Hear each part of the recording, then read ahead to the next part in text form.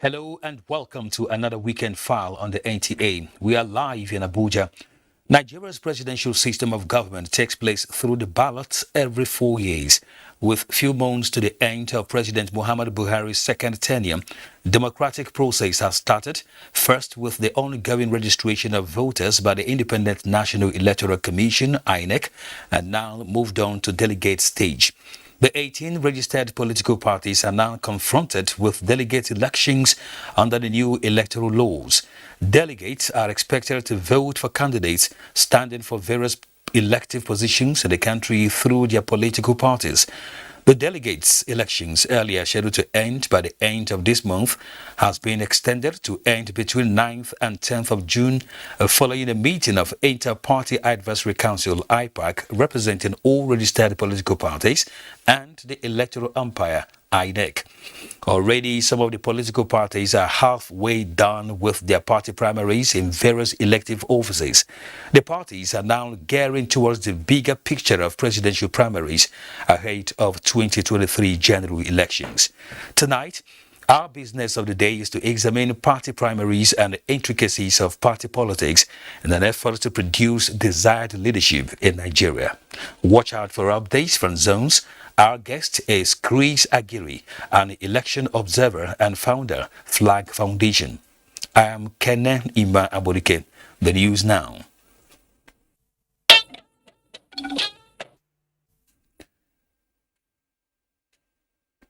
President Muhammadu Buhari has again spoken of the need for African political leaders to respect the right of citizens to make their choices in elections, insisting that such a constitutional right to determine who leads them should not be treated with levity. This was while granting audience to the president of Malawi, Lazarus Chakwera, on the margins of the African Union Summit in Malabo, Equatorial Guinea, from where State House correspondent Adamu Sambo reports. President Muhammadu Buhari acknowledged that the path to democracy in African countries had not been a smooth one. He said for a democratic fabric to be strengthened on the continent and smooth conduct of elections achieved, the electorate must be convinced that their leaders respect them. And that means allowing them to choose whoever they want, and democratic institutions must also be trusted to do what is right. Discussions between the two leaders also centered on the relationship between Nigeria and Malawi, as well as that of the Southern African sub-region in general, as explained by Foreign Affairs Minister Geoffrey Onyama. The President talked about the history of Nigeria in supporting during the apartheid years, Southern Africa. Nigeria was considered a frontline state in the fight against the apartheid, and that he was serving under leaders at that time who prioritized the fight against apartheid, which made Nigeria a frontline state, even though Nigeria was not in Southern Africa. And he said, so the links with Southern Africa has always been strong, and that it will continue to be, and he would support and do everything possible to cooperate and assist Malawi and other Southern African countries. The Malawian president was talking about some of the challenges the country has been facing in the area of agriculture, energy, and also how to strengthen relations with Nigeria. That Malawi wants to open a diplomatic mission in Abuja, and that is something they hope to do very, very soon. He would like to see an increase in trade between the two countries. President Chakwera described President Buhari as a statesman and role model, saying that his country is willing to learn from Nigeria's experience in agriculture, infrastructure development, and in managing security and violent extremism now creeping into the Southern African sub-region. Similarly, President Carlos Villanova of Sao Tome and Principe also met President Muhammadu Buhari. He received assurances from the Nigerian leader that Nigeria will continue to play a brotherly role in the affairs of sister African countries. President Buhari also received in audience the president of Equatorial Guinea, Theodoro Obiang Nguema Basogo. Details of their discussions held behind closed doors were not disclosed.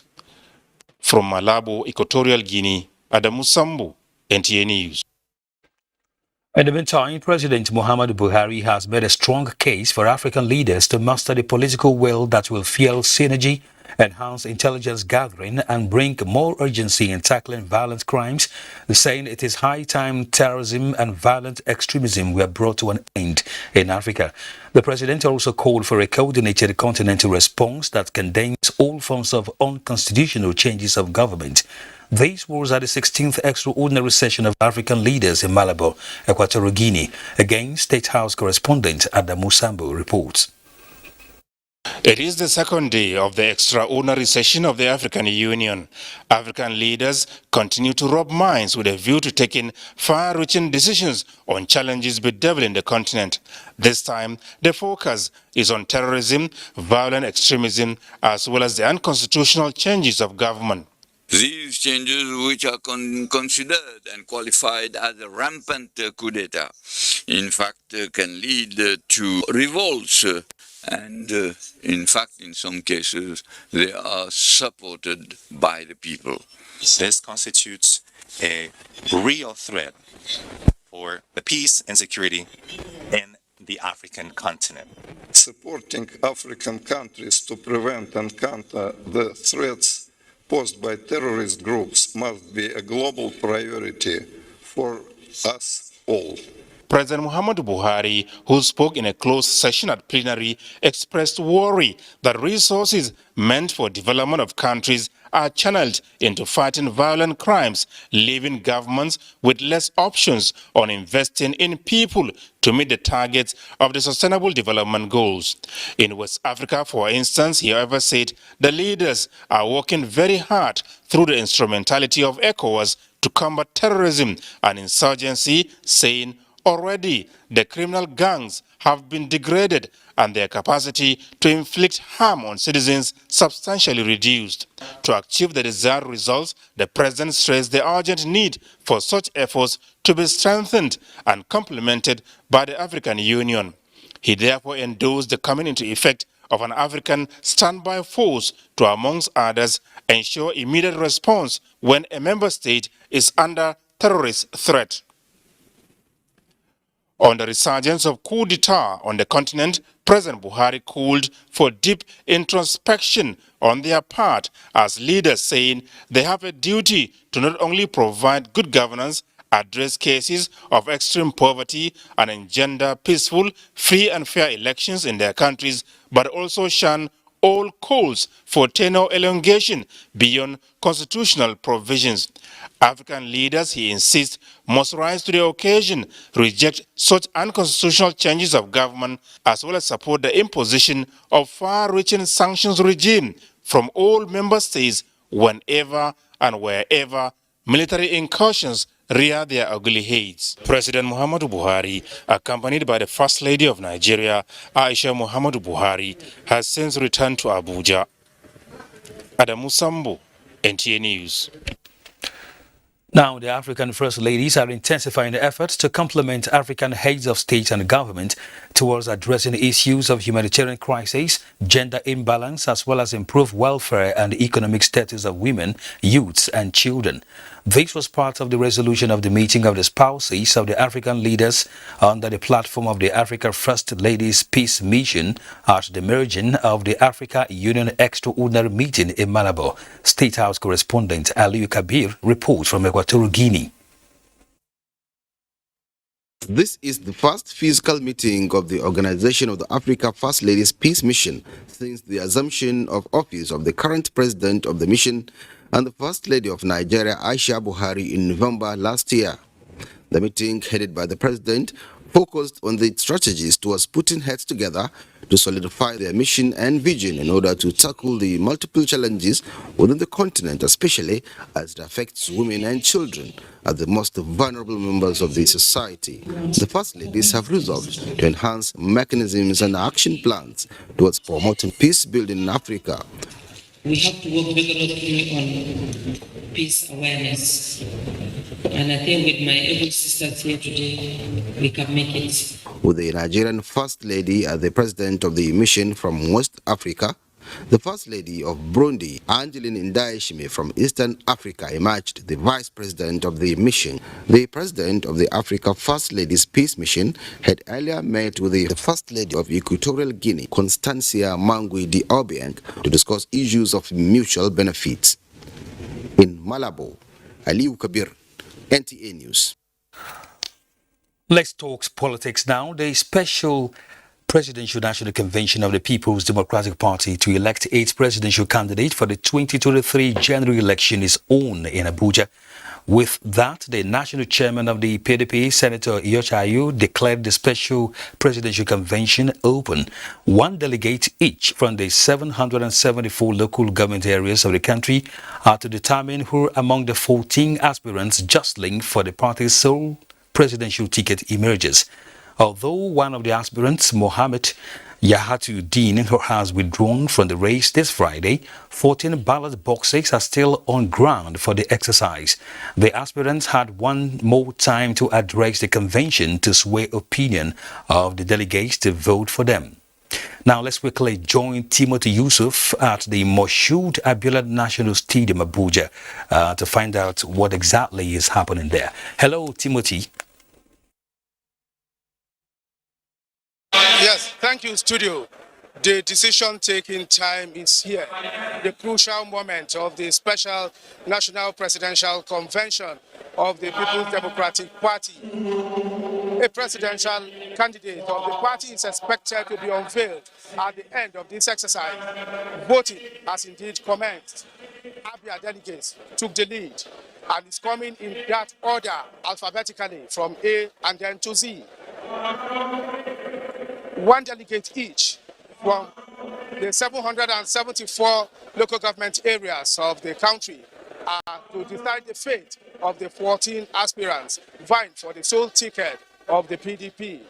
But then earlier on, the governor of Sokoto State, Aminu Waziri Tambuwal, who is one of the leading aspirants, stepped down his aspiration, asked his supporters to vote Atiku Abubakar, another leading aspirant. But then, before then, the chairman of the Convention Planning Committee and former president of the Senate, David Mark, had promised a level playing field for all of the aspirants and promised to be fair. He restated his commitment again towards delivering a history convention, asking any other member of the committee who has any biased mind to opt out of the committee. So this is all that is going on for now. Voting in progress. Tell us, how long do you think the convention can go?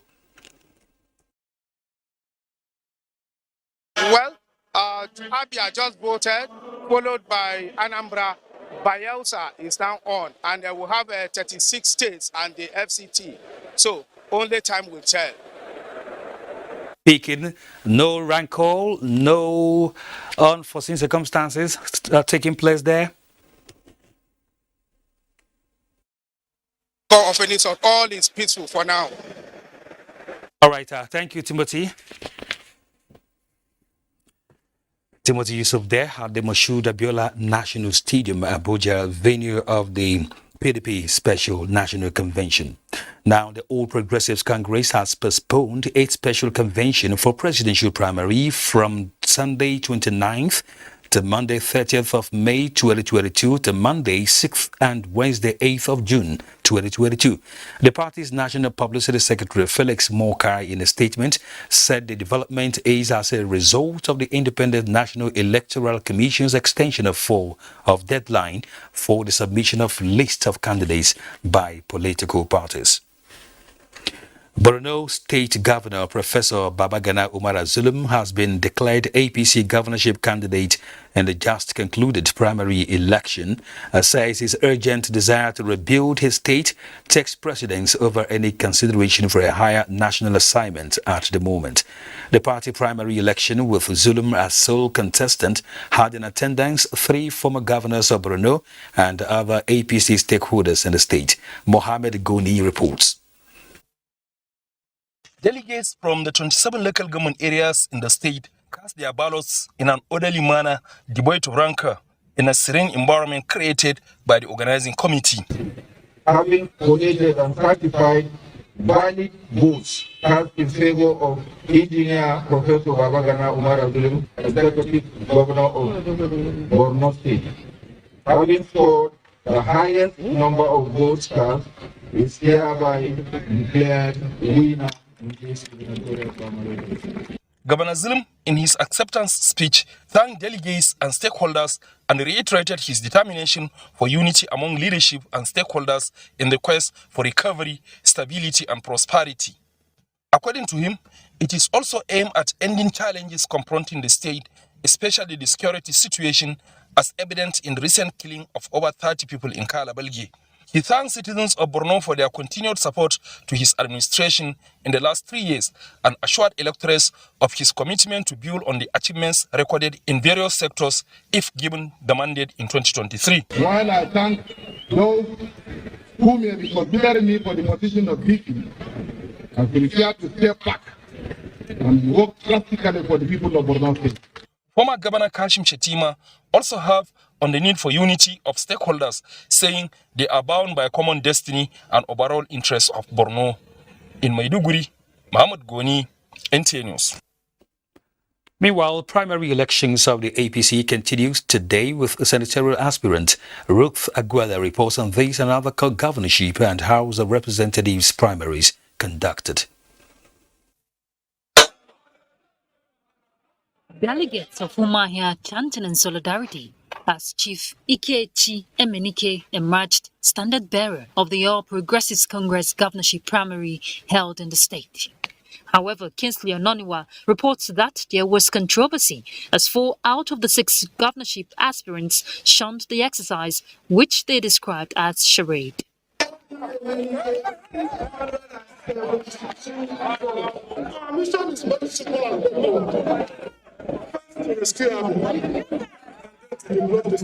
In Sokoto, Dalhatu Abdullahi reports that former Deputy Governor, Sokoto State, Ahmed Aliyu, polled 1,080 votes to emerge as the APC standard bearer in the state. I hereby declare Ahmed Aliyu winner Sokoto APC governorship primary election. Just concluded APC primaries has opened a new chapter in our struggle to bring back the glory of our dear state. In Akwa Ibom State, Akanimu Udofia won the APC governorship primary election. However, Clement Bariki reports that there were reactions from other aspirants over the exercise. Akanimu Udofia. It's going to be an enormous task. But when I look at the resilience of each and every one of you party faithfuls here, I know together we will join hands to build and make a Bible. Party leadership must meet and agree on a middle course and interest of contending families within the party. In Surulere Ogoluwa Federal Constituency, Olusegun Odegbumi won the APC House of Representatives primary election. Lukman Hassan reports that he won with 86 votes against his opponent. I want to declare the winner by the power given on me that Honorable Segun Dokuadabumi, I now declare him the winner. I will never let you down. In Bayelsa East Senatorial District, the current Senate Committee Chairman on Host Communities Producing Oil and Gas, Degi Eremianyu, secures a return ticket of the All Progressives Congress. While at the House of Representatives, Michael Olumo wins the APC ticket for Sagbama Ekeremo Federal Constituency, while Priye Osike for Southern Ijo Federal Constituency of Bayelsa State. With the senatorial primaries concluded today, party members now shift attention to the postponed presidential primary. Ruth Aguela, NTA News. Still on politics, Nigeria's First Lady Aisha Muhammadu Buhari has congratulated Senator Aisha Dahiru Binani for emerging as the governorship candidate of the All Progressives Congress in Adamawa State. A statement by the Special Assistant to the President on Media and Publicity Office of the First Lady, Aliyu Abdullahi. The First Lady described the emergence of Senator Aisha Dahiru Binani as a victory for Nigerian women. The First Lady therefore advised the governorship aspirant not to rest on her laurels as the journey has just begun. Away from politics, a 2-week definite strike by the Academic Staff Union of Polytechnics, ASUP, which started on the 16th of May, has been suspended. A statement by the National Publicity Secretary of the union, Abdullahi Yalwa, which directed members of the union to resume work on Monday, the 30th of May, stated that within the 2 weeks of the definite strike, significant inroads were made in 4 of the items on their list of demands. The union is urging the federal government to quickly attend to the remaining 5 demands to allow industrial harmony to continue to thrive in the nation's polytechnics. Many people feared death in a stampede at Polo Club in Port Harcourt, the River State capital. Eyewitness accounts revealed that the incident occurred hours before a Shop for Free program by King's Assembly was built to commence. Gabriel Amunike completes the report.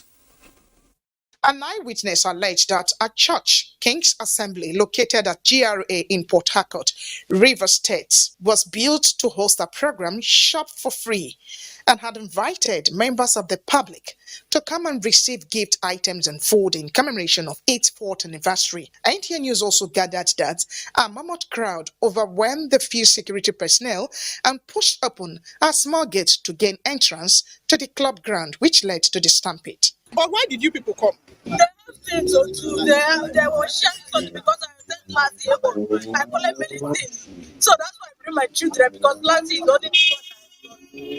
So what happened now? Child.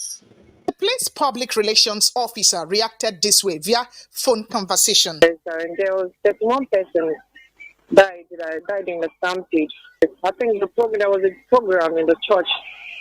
We have about their book start by 9 a.m. this morning, but the people that went earlier before the program to kickstart. Prior to the time given for them to start, they went earlier. I think the gate was locked, so I think some persons forced their way into the premises. So as a result of it, because of the rush, so the stampede occurred. An attempt to get the church authority to react to the incident was unsuccessful. The eyewitness also appealed to organizations to make adequate arrangement for crowd control to avoid such incidents in the future.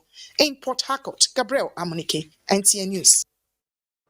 In the meantime, President Muhammadu Buhari says he is extremely saddened by the reported deaths of scores of worshippers during a stampede at a religious event in Port Harcourt, River State. In a reaction to the incident, the president admonished organizers of religious, political and other big events to plan well and carry them out in a disciplined manner to avert similar calamitous deaths and injuries. The president directed that all efforts should be made to provide relief to those injured in the unfortunate incident and that disaster and relief agencies of the federal government should maintain constant contact with the River State government to ensure that good care is taken of the relief efforts. President Buhari expressed his condolences and that of the nation to the bereaved families and to the government and people of River State and prayed to the Almighty to repose the souls of the deceased. This is Weekend File on the NTA. Time for break. Welcome back. Party delegates are already deciding the fate of aspirants seeking tickets for various available elected positions across political parties. And because of the enormous power they wield, the decision as to who becomes the next president or governor, members of House of Assembly and more begins with what the delegates do with their votes. Charles Alpha, in this background report, x-rays the ongoing party primaries and the task before delegates. Delegates are regarded as the ingredients of any party's primary. They are selected to represent the interests of the people. In fact, the preliminary stage of selecting leaders begins with them. And so, the onus of electing the right candidates from the very start cannot be toyed with. We don't have natural disasters. What other people are saying, that our disaster is leadership. So it's not the leadership, it's from the delegates. Who brought the leadership? Because the person that is there did not put himself there. So if you bring the good one, definitely sure we have the good one. If they bring the bad one, definitely sure all of us are going to suffer. Some candidates have emerged in the last few days.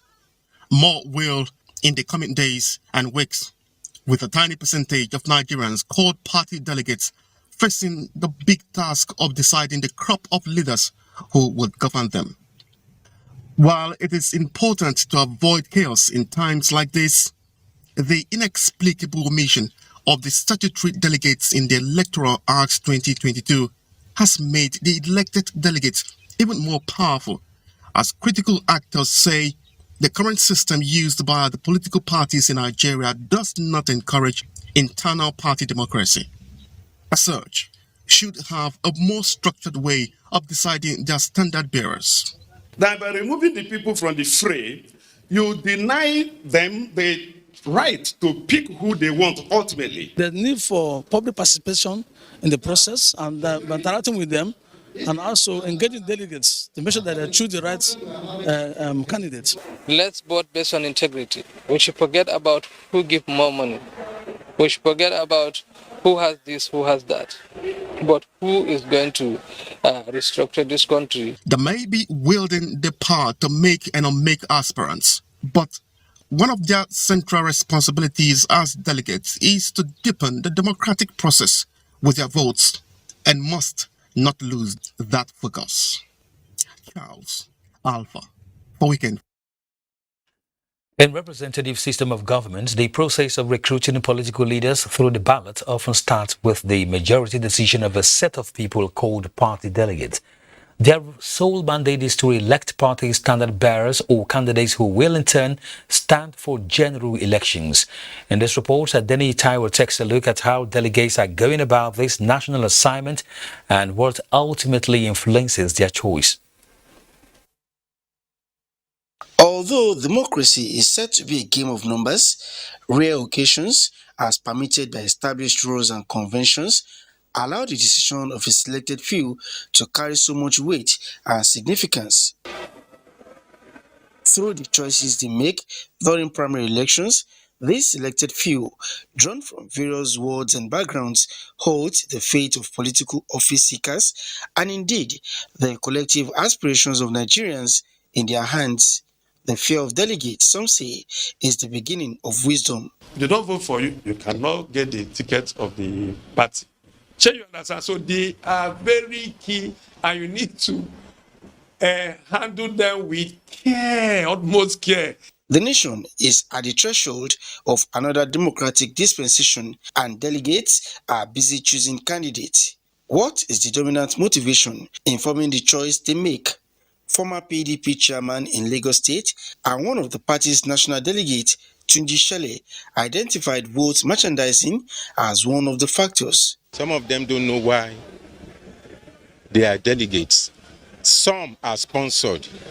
It's not that they have the conviction to be delegates and transform the society. Somebody sponsored them. They called on delegates across political parties to see such platforms as a civic duty to reflect the hope and aspiration of the general masses.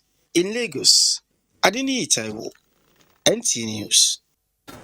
We'll be joined by Chris Aguirre, an election observer and founder of Flag Foundation. Welcome to Weekend File. Thank you very much. Good evening. Delegates and party primaries. Of course, we've seen how powerful they appear to be from the two reports we've seen so far. But then it is also a very sensitive area in politics, such as the ones we hold under various claims, because they happen to be the ones that will elect those that the general electorate, will go to vote for. So these people are supposed to be seen from a very serious angle. In fact, one of the respondents there said they should be taken care of. I wouldn't understand that. But then, what is the situation right now with our delegates? Are they exactly doing what they should be doing? That's right. Thanks once again for having me. Let me first congratulate the only woman so far that been matched as a gubernatorial candidate in Adamawa State. Very Congratulations for at least gender balancing. The First Lady has worked hard for the gender issue. At least that's a commendable one. Back to the issue of delegates, party delegates, and the associated rumored vote buying or inducement. Democracy in Nigeria is a work in progress. This issue of money exchanging hand, covertly or overtly, is not even peculiar to Nigeria alone. It is a general problem. Politicians, in their desperation to get to power, for one reason or another, finds one way or the other to buy their way. But then, here we are. In view of the state of our nation, going forward, this is the time we need people who are patriotic, people who are genuinely committed to making Nigeria what it's supposed to be, what it ought to be. Then these delegates we're talking about, we had the three-man or five-man ad hoc delegates from the political wards for the governorship, House of Assembly, Senate, and House of Rep elections. How were they selected? Yes, there were ad hoc congresses from where they were elected. That is another thing. Then at the presidential level, where you have now for the PDP, you have 774 wise men that will determine what becomes of Nigeria, supposing PDP wins. Same is applicable to APC and other political parties. I will crave the indulgence of these wise men, so to speak, these patriots, to live up to expectations for the purposes of posterity and history. They should look beyond the now and look towards the future and ensure that their conscience is not mortgaged, it's not bought. There's no amount of money that given to them that they cannot spend. And another thing is that these delegates from 704 local governments can be classified as not poor. From my inquiries, how they were emerged, there are already people who are made. There are already people who have conquered poverty. So in other words, they ought not to be people you can induce with money. But what the outcome remains to be seen. Going forward, the politicians themselves, this issue of you have heard what is going on in social media about people harassing, return back my money, you didn't vote for me. Least they forget that this process that has started from the party primaries, there is constitutional and legal frameworks that give right to this. And there are laws, rules that must be guided. This is what they call the ABC. The ABC of electoral offenses and their penalties. Indeed, maybe they have forgotten. This is also about electoral offenses. The issue about money exchanging hand, whether real or perceived. Mm-hmm. Let me sound one sort of warning to both the politicians themselves and then the delegates. You'll be committing an electoral offense, and if you are prosecuted and found guilty, you go to jail. It ranges from 100,000 to 1 million. Even the states to issues bordering on ballot boxes and ballot papers is about 50 million. The penalties, some about 10 years jail term. These are specified in the Electoral Act. And there's also the guidelines regulating the conduct of political parties in their political activities. So from what I've been seeing, politicians are just behaving as if there are no laws, negating that these laws are there. Probably they've, unfortunately, these things, if we are developing politically, these informations ought to be at the fingertip of every Nigerian, both the electorates and the contestants. So that whatever action you are taking, whatever thing you are doing, you be conscious of the fact that, look, you should be guided by law. And if you run foul of this law, as specified by the Electoral Act, that you will go to jail.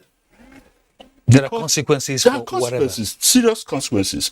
Another thing is that, all along we've been talking about vote buying, election rigging all along. How many people have gone to jail? How many have been caught? How many have been caught? That brings us to another thing. All this rumored money is exchanging hand. What is the role of the DSS? These are the Secret Service. The police should, at least there are people now already you can security hold on to agencies to watch of over course, these things to while watch they're over happening. that, yes. All right, Chris, I agree. Let's pause there because we'll still have more to talk about. Thank you. We're going on another break now. Do stay with us on Weekend File. Thanks for staying with us. To ensure a secure and resilient electoral process, security agencies have a great role to play. These were views of some political observers and key players in Enugu State while speaking on the task before delegates in primary elections conducted by various political parties. Chinenye reports. Elections are the means by which political parties seek to elect candidates into political offices. Most times, these elections are manifested by the intense lobby, horse trading, compromise, and possible manipulation of the party delegates by some election merchandisers who exploit the poverty status of some electorates, buy their votes, and try to instigate all forms of violence in the electoral process. As a result of these incidents of violence, some political watchers and key players in Enugu believe that security agents have a great role to play in electioneering processes. Of course they have. More especially now that we are facing a lot of security challenges in the country. I know what happened in Abia State recently, where INEC was conducting and certain people came, swoop on them, and then a lot of people were massacred. So their job is absolutely important at this point in time, when Nigeria is facing a lot of security challenges. Of course, their presence, it is not to suppress any voter. Given the level of restiveness, sometimes some brutal violence in this country, animosity and acrimony that could also envelope electioneering processes sometimes. All these factors put on the table. Security agencies are there to provide cover for innocent Nigerians and maintain security so that due process will be accessible. The quality of primaries we've had, without mincing words, demonstrates very clearly that Enugu is still maintaining that pole position. There's no security threat, but assuming for any reason somebody went banana, then police will be able to control it. It was the views of some respondents that electorates are less likely to participate in elections where there are security threats or where they would not be allowed to vote for a candidate of their choice. Hence, the need for security agencies to rise up to their responsibilities to ensure violent-free elections. In Enugu, Chinenye, NTA News. We're still with our Grace Agiri, election observer and founder, Flag Foundation. Let's talk about certain positives that could be achieved right from the very beginning of the process. That's emergence of the delegates themselves. Yes. What could be done? Who and who are supposed to do the needful to have a set of men and women of integrity emerging first from the very first hurdle? For the primaries, yeah. The solution to that is that, look, credible Nigerians must buy into the political process, subscribe to belong to political parties, become politically conscious. That has been my message to everybody. Both the educated and non-educated, mostly the educated, young people, partake in the political process. The moment we shy away from playing active role in the process, nature abhors vacuum. Whoever is available will be used. In a situation where everybody shies away that they say politics is a dirty game.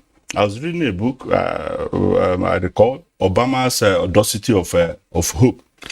The first time President Obama, intended to contest for election, he went on trying to talk to people in the United States, in Chicago where he lived.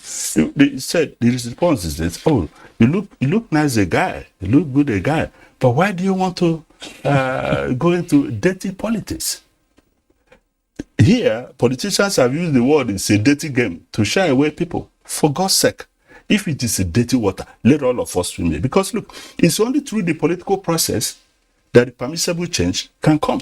All the lamentations and failings can only be possible if people we consider credible, good enough, are voted in. And beginning from the delegates, where the distance were matched, which is the first step. Here now, the major step towards 2023 has just started. It's a moving trend. It can't stop. Before you know it, look at who are the class of people, at least from the ward level. There are people that are available. Others are here in Abuja, Lagos, blowing grammar. We say politics is local. We must get down there.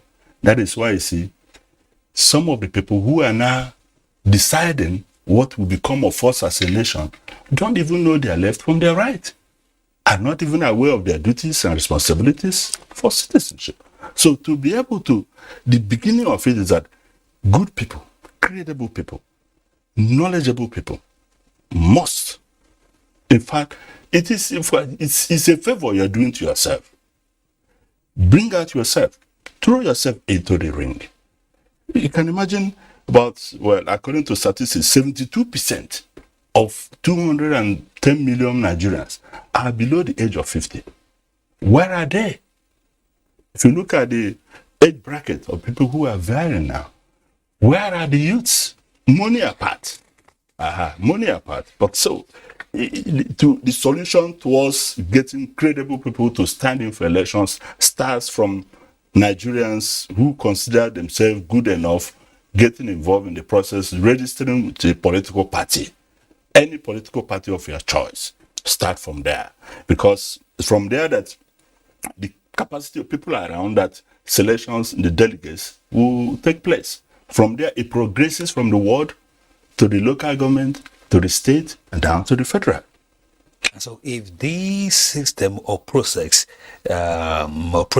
are well taken to, we should be getting to somewhere that we could say we have really balanced in our political process. Yes, of course. You see, let me also say, it's not that we're not making progress.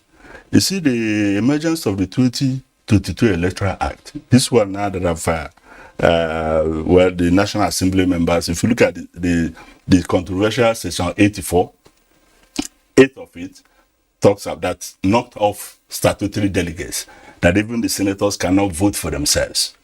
You understand? Even as Vice President Vianney, he can't vote for himself in his own primary election. So that is the law as it is today. And then what do we make out of it? First, the expenditure on terms of this presidential election has reduced to the barest minimum. Drastically.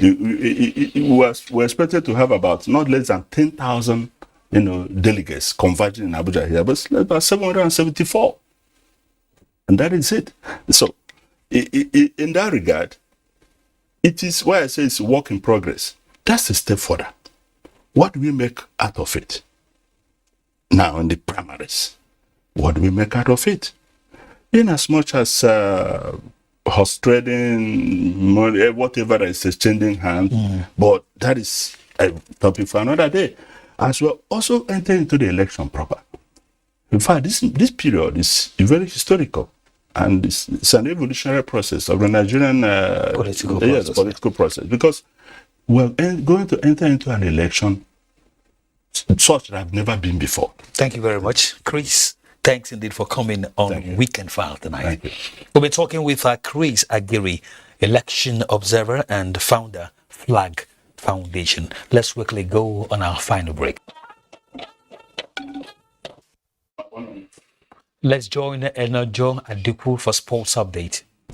Three-time African champions Nigeria are set to face Mexico and Ecuador in an international friendly as they prepare for their opening game in the qualifiers for the 2023 African Cup of Nations, which comes up June 9th. The Eagles will play Mexico in Dallas, the state of Texas, on Saturday, 28 May, before flying to New Jersey to confront Ecuador at the Red Bull Arena in Harrison on Thursday, 2nd June. It will be the first time Nigeria and Ecuador will meet at an international level. Some results in the Nigerian Professional Football League matches Saturday show that Enyiba Football Club of Aba labored hard at home to beat 10-men Nasarawa United by 3-2. League leaders Rivers United came from behind on 2 occasions to beat Dakada FC 3-2 in Uyo. Plateau United went on goal-scoring spree as they put 4 unreplied goals past Enugu Rangers in Jos, while Remo Stars surrendered their lead Kano Pillars as they lost at home by 1-3. Still talking football, the 2022 UEFA Champions League final will be a battle of the Titans as Liverpool takes on Spanish giant Real Madrid. Real Madrid are the undisputed kings of the UEFA Champions League, having won the competition a record 13 times. Italian giants AC Milan are the next best performing club with 7 titles to their name,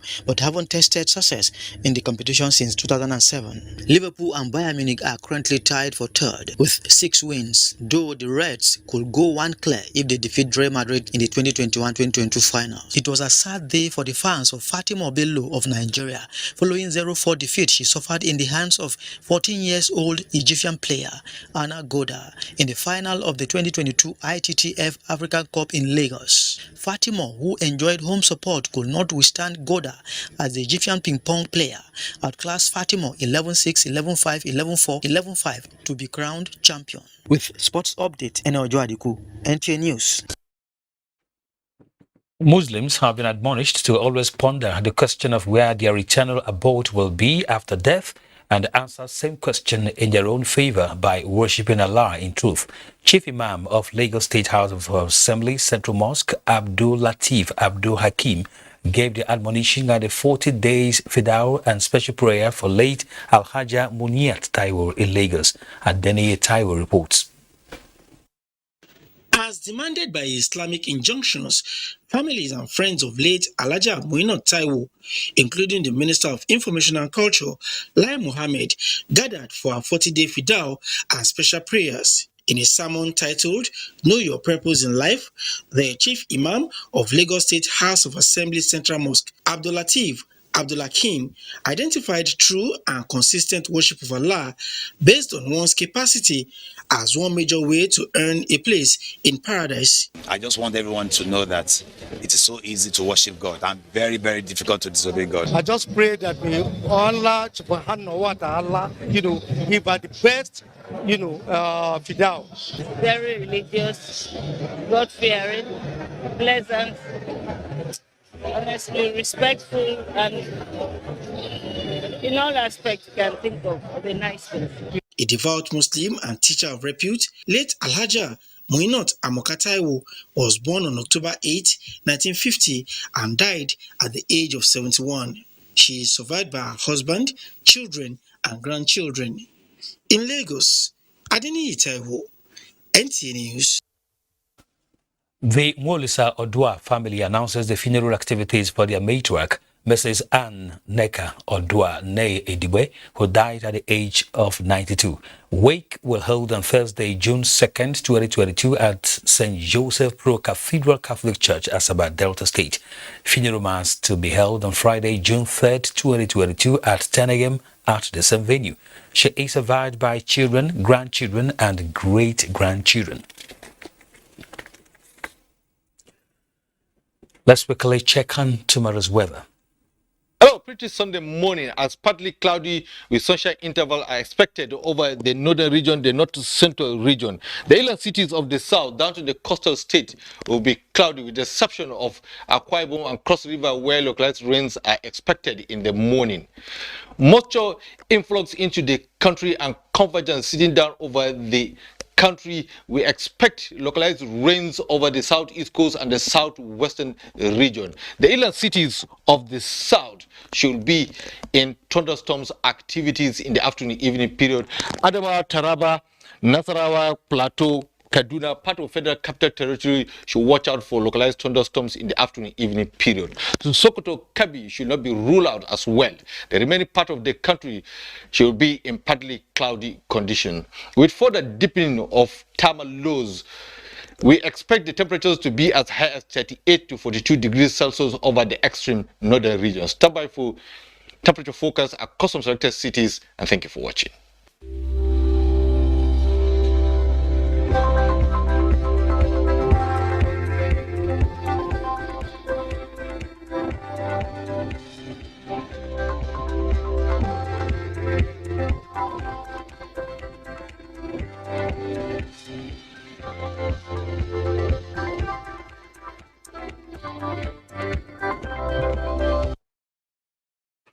A very quick one. Real Madrid are currently leading Liverpool by a long goal in the final of UEFA Champions League, ongoing in Paris. Thanks indeed for watching Weekend File tonight. My name is Kenne Ima Aburike. Bye-bye.